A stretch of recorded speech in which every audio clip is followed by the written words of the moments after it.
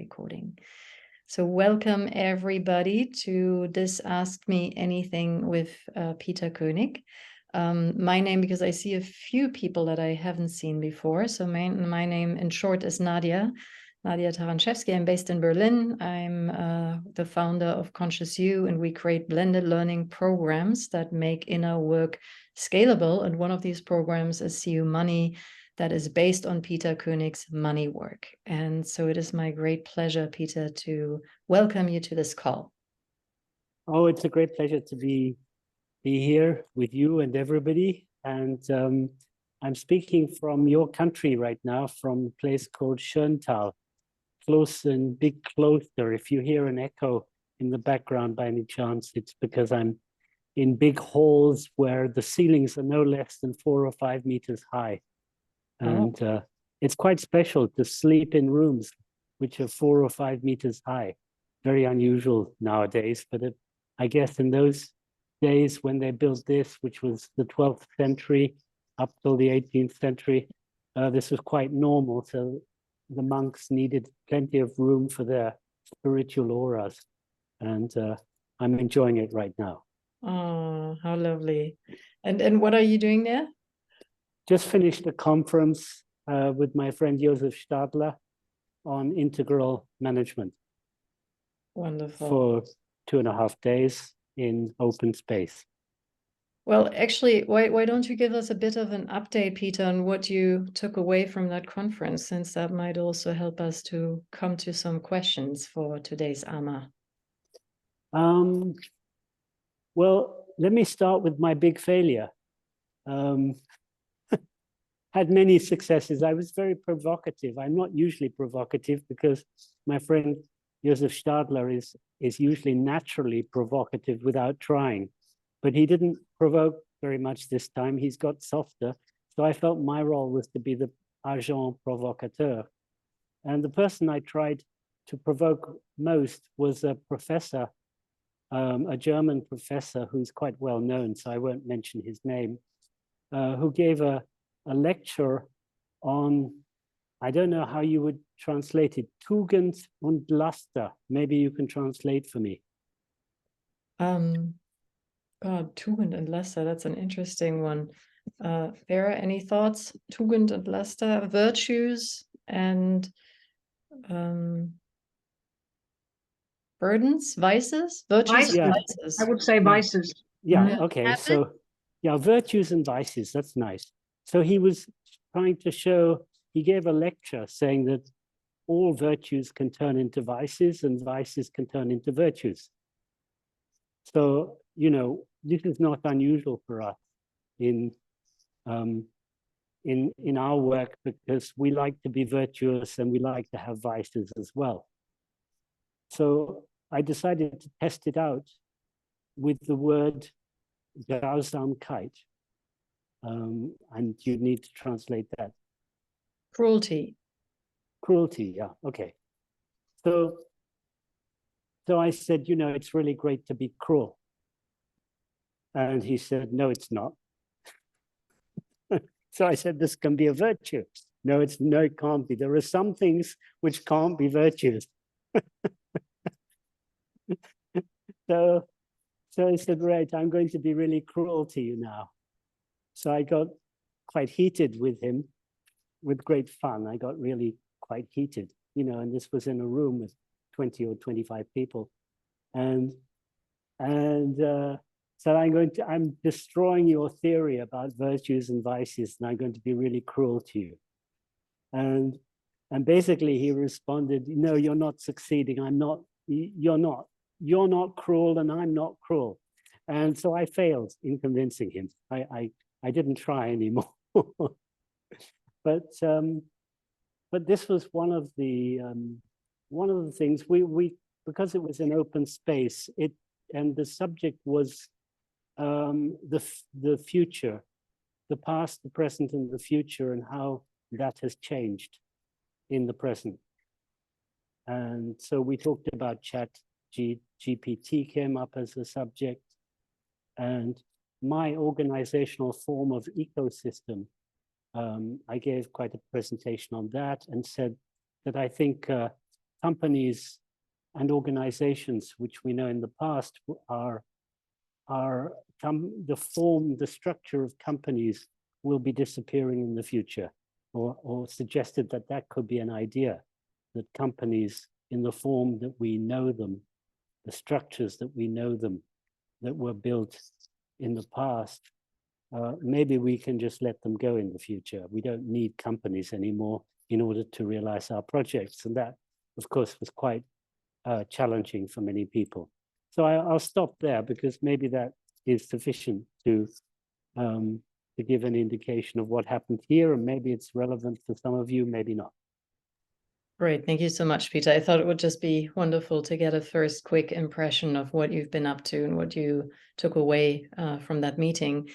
And for anybody who's new here today, you will have ample of time to ask Peter literally anything about source work, about money work, about reclamation work, even if it so appears to be the opportunity to be coached by Peter on reclamation work, to asking about love and business, or any of the topics that he just mentioned, like company structures in the future.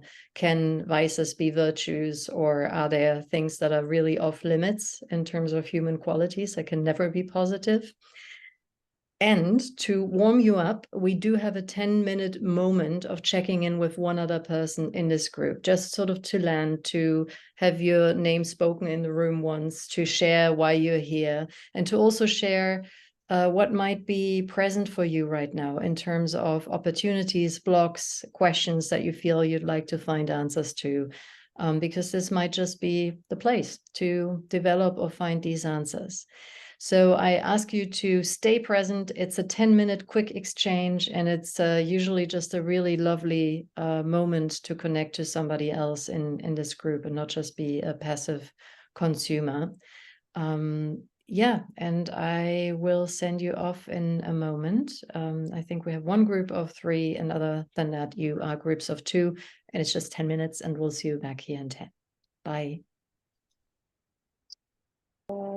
Scales and the workshops that you were proposing and so on. So well, yes, wonderful to have you, Camille.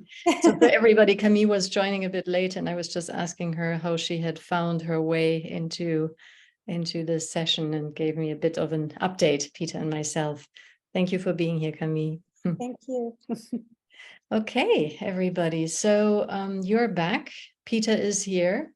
There is time to ask questions. And as usual, it's not about being clever. You don't, that's why we ask questions, right? Because that's a wonderful way of being in the world, to not know. And Peter sometimes also doesn't know. He knows a lot of stuff, but not always everything. So we can figure out together where this can be taken. So what's bubbling in you? Well, I have a question. Okay, go ahead. Hi, Christina. Hi, Nadia, and hi, Peter. Hi, Christina. And everybody else. I know you say having debts, being in debt is okay. I totally don't find it okay, although I've done a wonderful course with Nadia. And I hate to have mortgages. And I have mortgages, otherwise I couldn't keep my house. So how can I be in peace with having mortgages? I hate to pay the thing to the banks. So my first thought, Christina, is do you have a relationship with somebody at the bank? Yeah, I mean, relationship, more or less. I mean, well, but you do have a contact to somebody at the bank. Yes, I do. Yes. Mm-hmm. So really the key to enjoying your debts is the key to that particular relationship. Because that person is the person who's responsible for managing the other side, which is the bank, which is your creditor. Yes.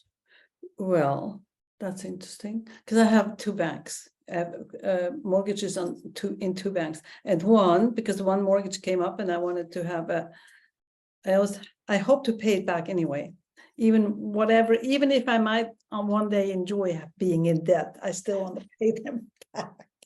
And I found he tricked me into another mortgage that is higher than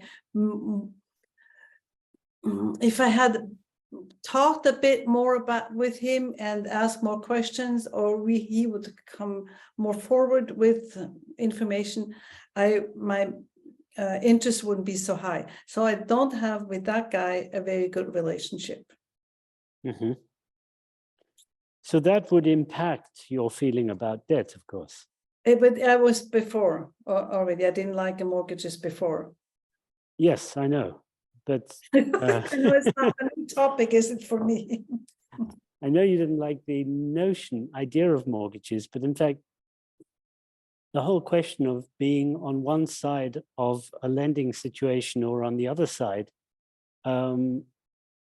is the function, the feeling is very much dependent on the relationship. So it's, a relationship to a bank, which is anonymous, and there it's difficult to actually feel, but there is always somebody responsible. And if the relationship is a really nice relationship, then the feeling of the debt will be nice, can be nice too. Whereas if it's neutral, or if you feel you're being cheated, of course you can't enjoy. It wasn't like this before.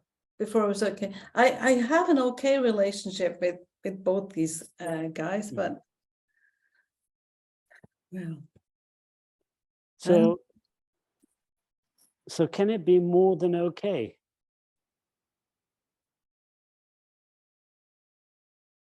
That's funny, that question. If it would be more than okay, I feel I'm letting myself down. That's funny. Yeah. In what way?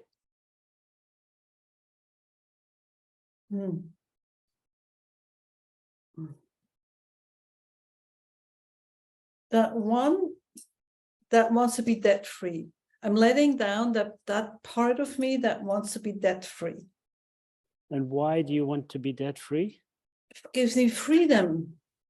And you don't have, so you think you'll be free if you don't have a debt? Yes. I know it's also a figment of my imagination, but still that is the feeling. If I am debt, I'm bound to the bank. Mm-hmm. If I don't pay them, then they repossess my house or something like that. Mm-hmm. So I'm bound to them because I have to pay some. I know I'm getting something, which I don't really want. Mm-hmm. So actually, what I think you may be getting in touch with is being dependent. Dependent, yes. No, yes. How the heck did you get that? Yes. So, it could be the bank, but it could be dependent. You don't want to be dependent on anybody, actually. That is totally so. Yeah. So Monica is having a ball laughing, I can see. Yeah, I can see her now. Except, Christina, except being dependent from a dog is okay, would be okay. For what? For dog? Yeah, well, but they are dependent on me also, so. Yeah, that's right. That's right. So it's okay for a dog to be dependent on you, or maybe any other people to be dependent on you. Yeah, that's okay. Yeah, because then you're controlling the situation. Right. Mm. So I think you know what the reclamation would be, don't you? I'm dependent, and it's great. Mm-hmm. And out of control. Oh. Out of control. Let's start with okay. Out of control. Ooh, doesn't feel very good, actually. What's going on in your body? I'm dependent and out of control. My heart is beating stronger and it's getting a bit tight. Mm-hmm. No, that's not what I want to go. So I'm dependent, and I give myself permission to be dependent. You know, just imagine how it would be to relax and not have to do everything and be, you know, always in control and always be on top of everything, and other people who are always dependent on you. Just imagine you could be carried, for example, that somebody would be willing to carry you. Wow. That actually creates fear. Mm-hmm. But it is tempting, the idea. I have to admit that. Mm-hmm.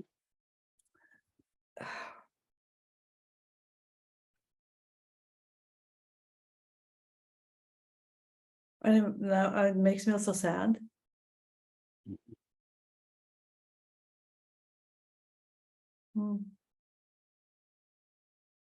Give my permission. There is definitely a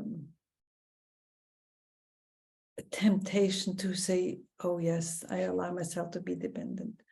Mm-hmm. I know in reality we are dependent on anything, on everything. Your mind knows that. And Yes, my mind knows that. and I experience it, but and at some level, the bank is actually carrying you. it's true. I would have it, but on the other hand, I would have a much simpler life if it didn't.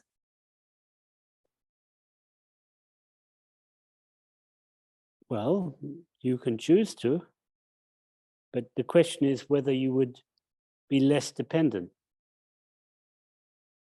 You maybe think you would be, but then it might not. My pattern, you mean? Yeah, it might not work out that way. You would be dependent on somebody or something else. Yeah. Yes. Okay, so I need to work on my disgust of being dependent. I'm allowing myself to be dependent. Just imagine. I get a little more space. Mm-hmm. And it starts to sound even nice. Mm-hmm. And can you feel yourself relaxing the control as well? Yeah. Because when there's a part which is truly out of control, when you become dependent, you're dependent on somebody else to control the things. Yeah, I have the image of horses, a six horses, and I have to hold them all. Uh-huh. Yeah. I've never done that, of course, in real life. But metaphorically, it may be what you've been doing.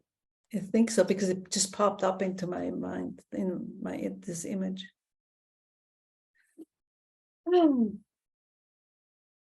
Starts to sound relaxing. Mm.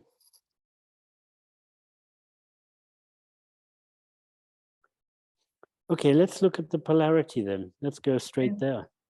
What's the opposite of being dependent?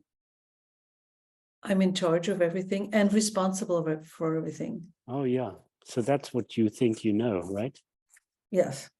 I'm in charge of everything and responsible for everything. Right. And in charge, I'm realizing that this is getting brittle. It's not quite like that anymore. Yeah, but the responsibility is. Mm-hmm. So let's say I'm in charge and responsible for everything, with and without being in debt. I'm in charge and in control and responsible for everything with and without being in being debt. in debt.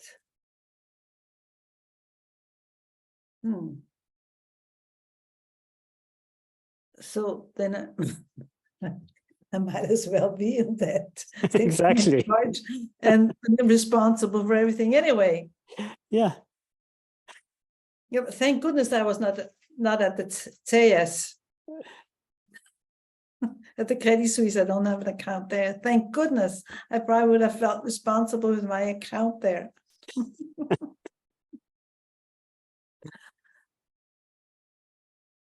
Well, what is that phrase doing with you right now? I'm responsible. I mean, it's so ridiculous. Actually, how can I be responsible for everything? That's a größenwahnsinnig. Well, yes, maybe you are that as well, and it's perfectly okay. Yeah, probably.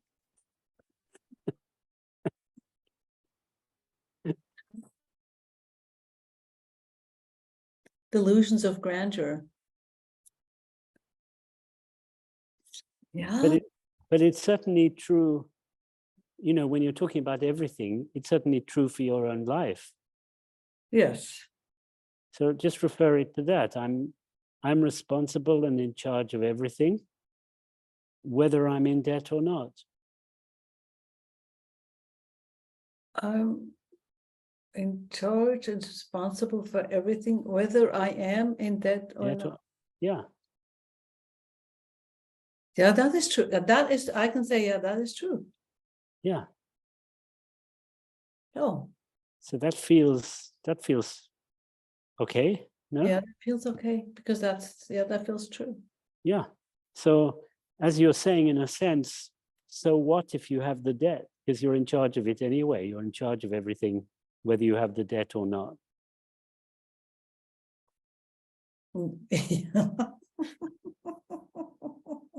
Yes, true. And on the other hand, I'm dependent. And out of control. And it's really cool.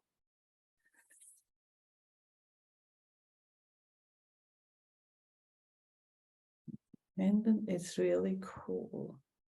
And when that is fully integrated and settled, you can decide where you want to be in debt. And this applies not just to the bank, but in terms of owing other people things. I pay everything immediately as soon as possible. Because I hate to be in debt. But what about other types of owing to other people, for example?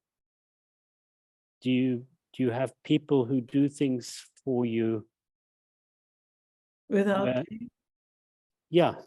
that you are dependent on, where you feel you are owing at all? No. So there's an opportunity for you to allow people in to your life to contribute to you, where you may feel you owe them something, and it's perfectly okay. Because there must be many people in your life who owe you a debt. You have contributed to so many people who must be thankful for what you did for them and help them. So you've put yourself easily on the other side of the coin. Yeah, I'm grateful to some people, absolutely. Mm-hmm. Okay. Nadia, you want to add in? Well, I would actually like to open up the room a bit again, because I think sorry. No, don't be sorry. I think you're touching upon something that a lot of people can relate to. So there's no need to be sorry. But looking at the time, I would just love to also hear, what is that touching in other people? Absolutely. Or are other questions coming up? Would that be okay, Christina, to leave it simmering? Yes.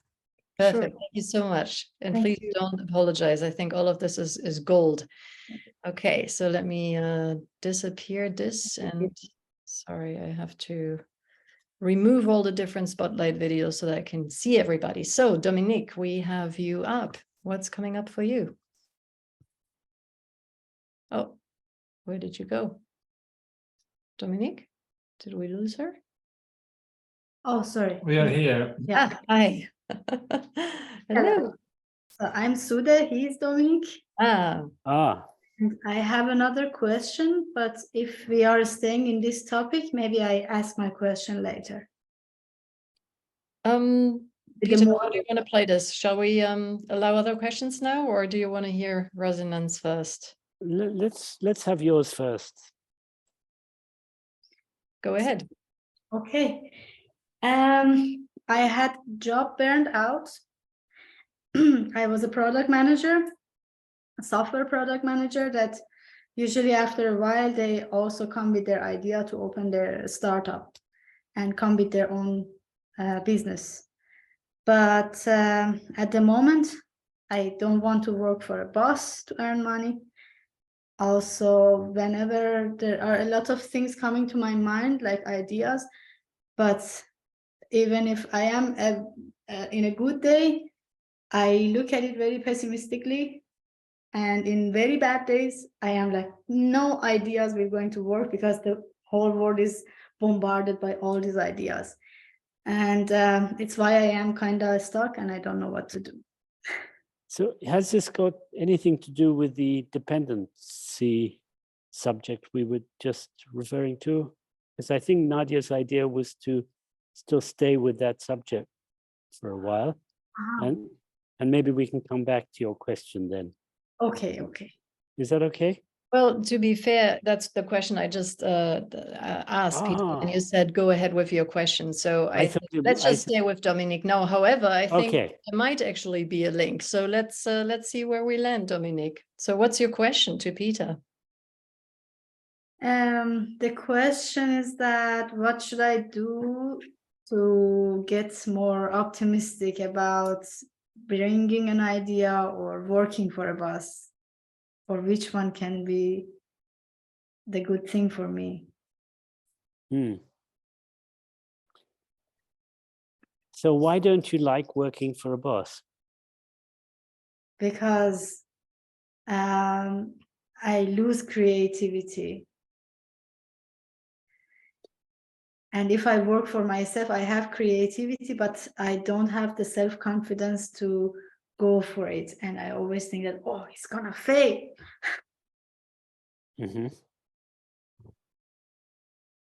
Even about my husband's ideas, I am quite pessimistic. He wants to do things and then I come and discourage him.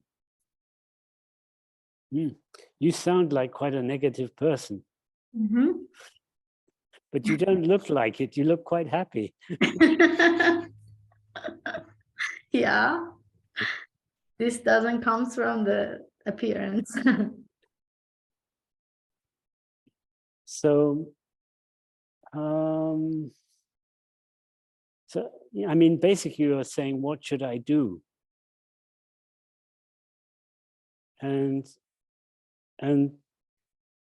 it feels like you're in a sort of situation where you have doubts about the next step.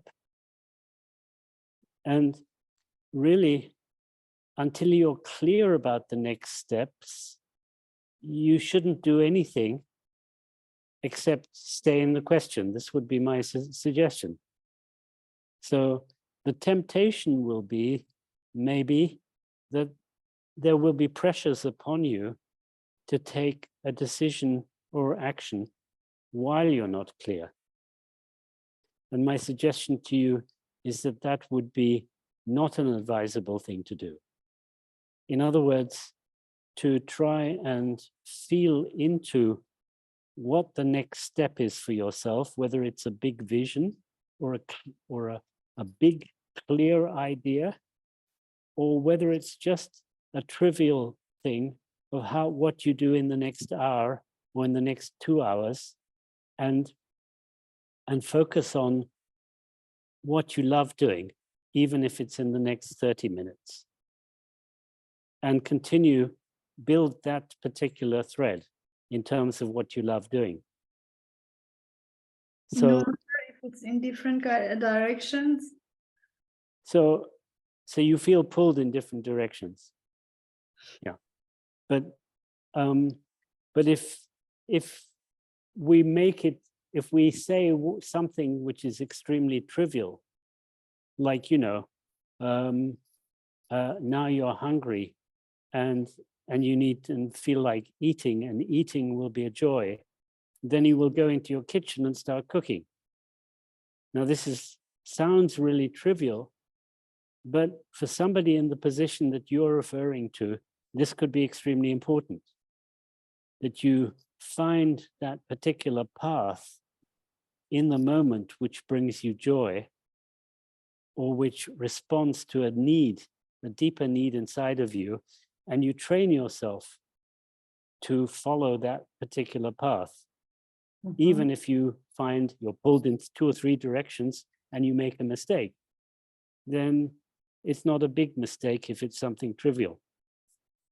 And if you get used to this particular pathway, you will find it will also apply to bigger things in your life as well. So at the moment, it feels like you're being pulled in many different directions at the same time. And what's missing is information to have clarity on, you know, if it's a bigger thing, what that thing should be. So my suggestion is that you don't try and decide, because there may be pressures on you to decide, but you go into research into what that should be or could be. That would be where I would suggest you give your prime focus. And my suggestion is you start with small or mediocre things which are not so important, to get a taste of what it's like to be doing only what you love doing in your life. Imagine that you would be doing only things that you love doing. Has that ever occurred to you?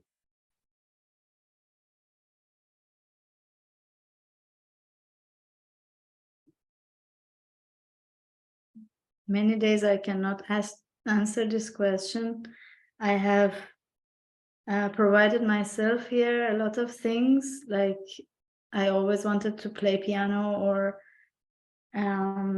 wanted to paint. I have now all the materials around myself. I collected it all in this apartment. It's now full. Like I want to get rid of things now.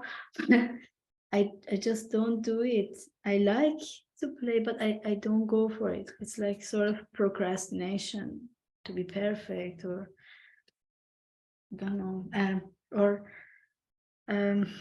like I have to do things that is necessary for the life, and then at the end of the day I say, what did you do for yourself?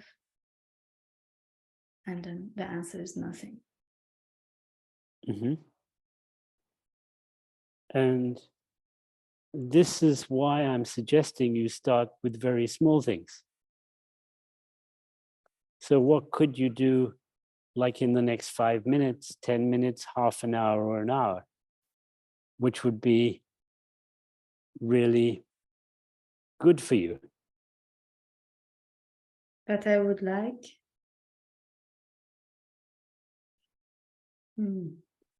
Maybe I dance. So you go off and dance. Get off this call and go and dance. This is what I'm suggesting, that you get used to, it's almost like a discipline yourself in the moment just to do what you love. And when it's time to stop dancing, you stop dancing, you come back on the call, or you go and do something else. So that it becomes more like routine. The routine you have at the moment, by the sound of it, is making yourself wrong. Nadia? Yeah, I have an impulse to ask you something. How do you feel right now? If you were to describe what your mood is, how you feel. Hmm.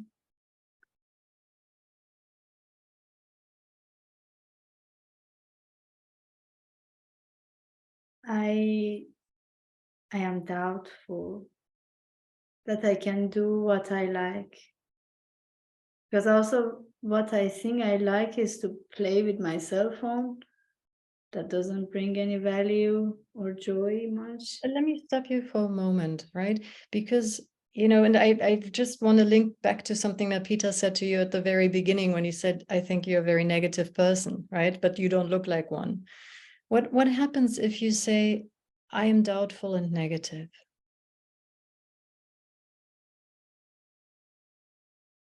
I'm doubtful and negative. I feel heavy.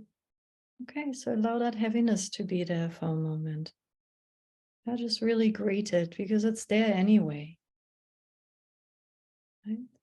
So just sit with that for a moment. You can even close your eyes if you want to. And for everybody else, one of the things that we do with this reclamation work is we're basically just speaking out loud something that a part of us is secretly believing anyway.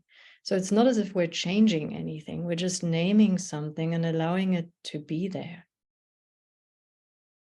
Yeah. So you could even say, I'm a doubtful, negative, and heavy person, and it's okay. I'm doubtful, negative, and a heavy person. And it's okay. And it's okay. Yeah. See how your body took a breath. Yeah. Because half of our precious life energy is wasted with resisting how we feel. Yeah, just imagine you could, you know, whenever Dominique says to you, you're a doubtful, negative, and heavy person, you say, yes, isn't that amazing? Instead of trying to prove the opposite to him. Mm-hmm. What's good about being doubtful, negative, and heavy?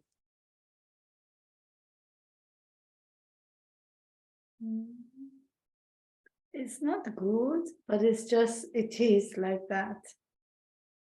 Yeah. And what can come from a place that just is like that?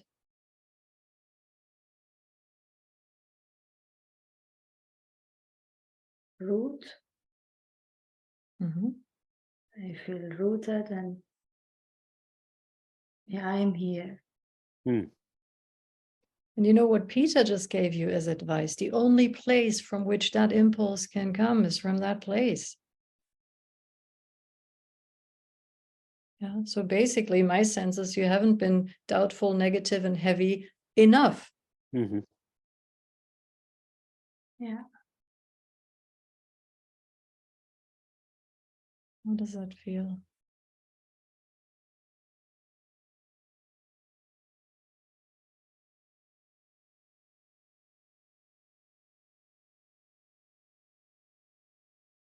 Don't know. That's okay. But feel the roots.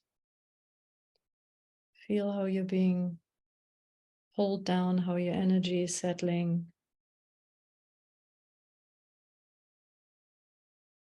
Just really sit in that feeling, in that heaviness.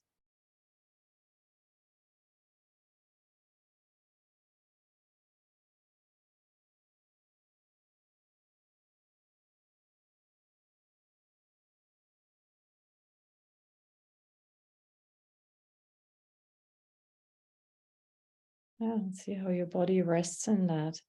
Mm-hmm. It's very peaceful. Yeah.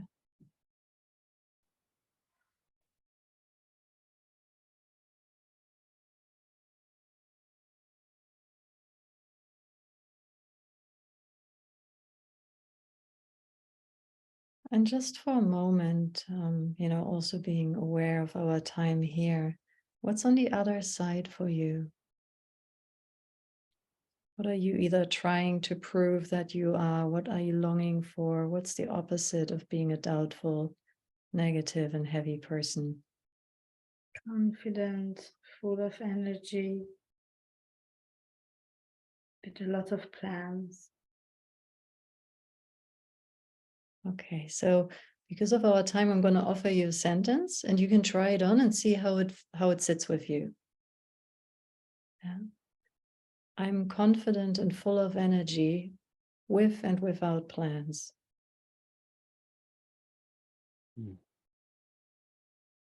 I'm confident and full of energy without plans.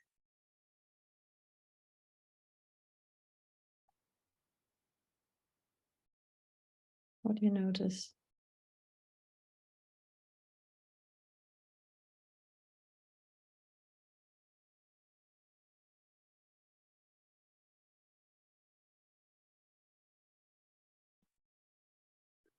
Maybe I didn't believe it. You don't believe that statement? I want to.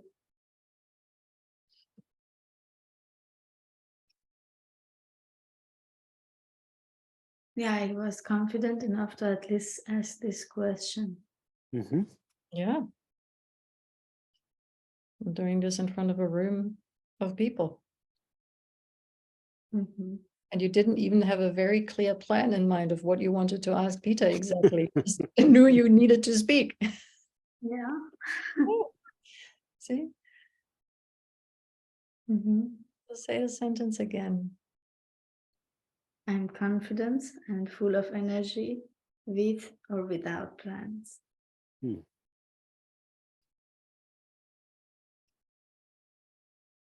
Ah. Work without plan. Okay, yeah. And say the other side again. Doubtful, heavy, Negative. And doubtful. And it's good. It's okay.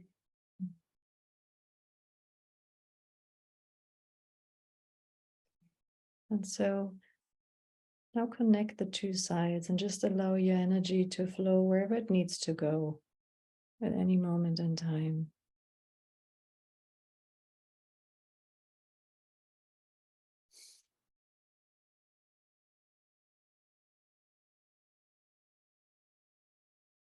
While you allow the energy to flow, I'm just going to ask your husband, Dominique, you know both of these sides, right? Yeah. So you have a wonderful witness.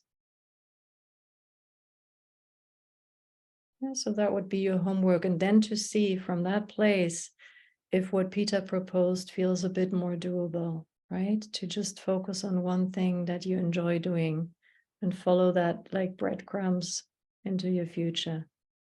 And when you don't know, you sit there and you allow yourself to be heavy and doubtful and negative until you're not.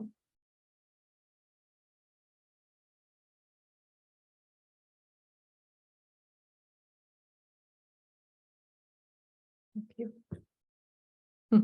Thank you. Okay. All right, we have 4 minutes left. So what I would say is anybody who wants to leave can leave, but I would like to take one more question, and that is Silke. Silke, where are you? Can you I'm here. I can see myself. I don't know if you can see. Yeah. Hi, thank you. I work with money in a little bit different way. I do systemic constellations with a focus on money.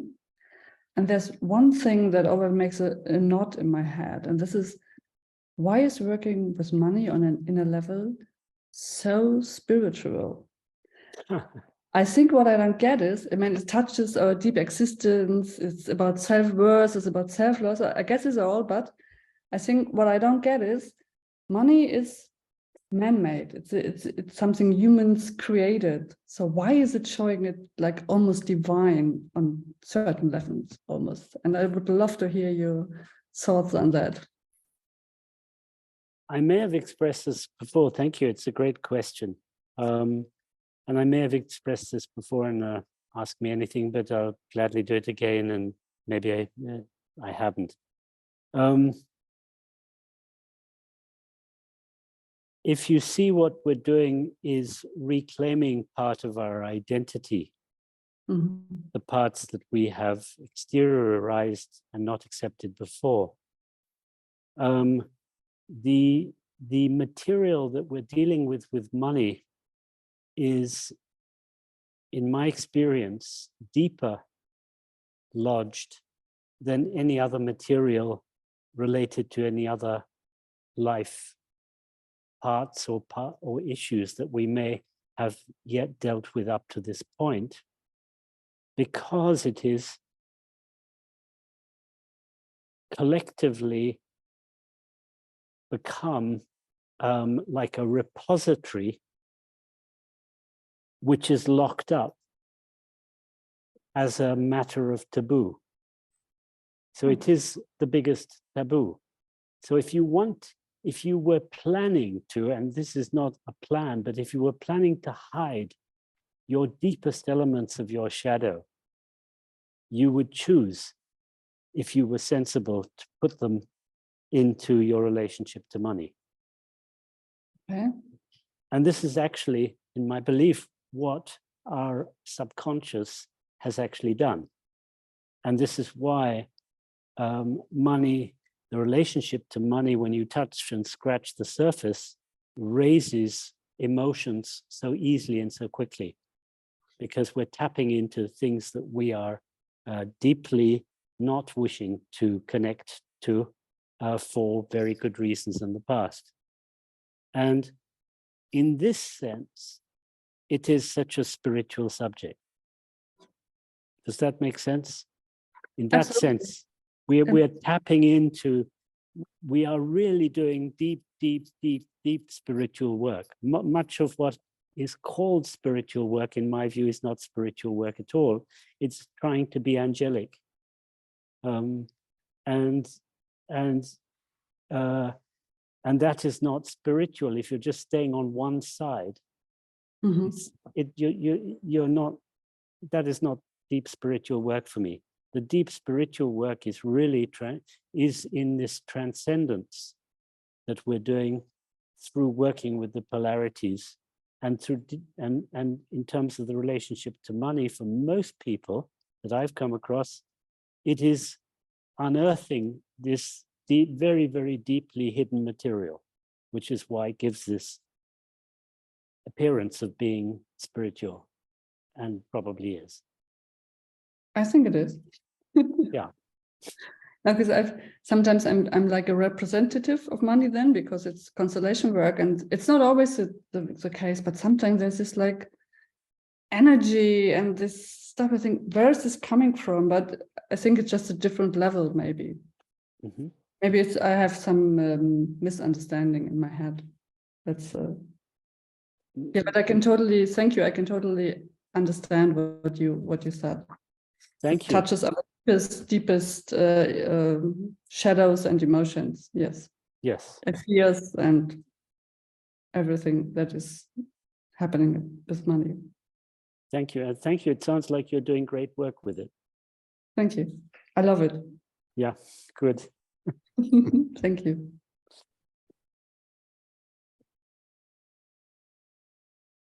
Oh, I'm still muted. Okay, you lovely people. So I would say it's maybe time for a couple of popcorns. I would just like to hear a few voices from the room, sort of one takeaway that you're walking away with today. And I'm just gonna call on a few people. Claude, what about you? What are you walking away with?